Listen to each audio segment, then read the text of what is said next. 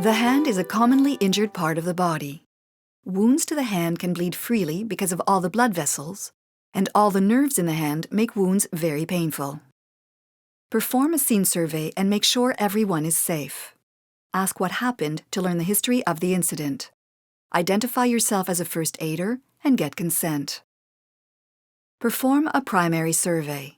Expose obvious bleeding and assess the injury. The hand will have lots of blood flow. Replace the casualty's hand with a pad of dressings and continue applying direct pressure over the wound to control the bleeding. The casualty may be able to close their hand around the dressing. Add dressings as required. Once bleeding is controlled, check for shock by checking the skin condition and temperature and do a rapid body survey to ensure there are no other serious injuries. The casualty will continue to apply pressure to the wound. A wound to the palm requires medical attention. If an ambulance is coming, provide ongoing care. The casualty will support and immobilize their injury. If you must move the casualty, then the injury must be immobilized to prevent further injury.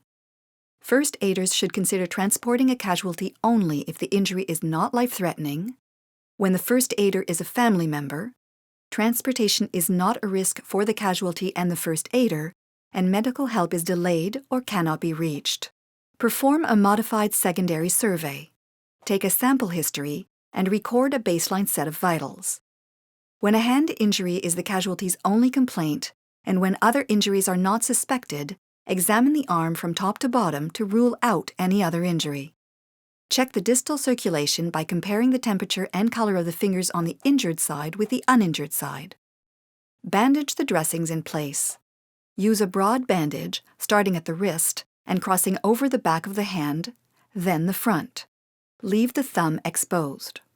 Support the injury with the St. John Ambulance tubular sling. Bring the hand on the injured side up to the uninjured shoulder. Place the triangular bandage over the arm with the point extending past the elbow. Tuck the base of the bandage under the full extent of the arm, from fingertips to the elbow, and gather the bandage at the elbow and twist it toward the back to form a pocket for the arm. Tie off the knot in the hollow above the collarbone on the uninjured side. Place padding under the knot if available. Check the distal circulation again by comparing the temperature and color of the thumb on the injured side with the uninjured side.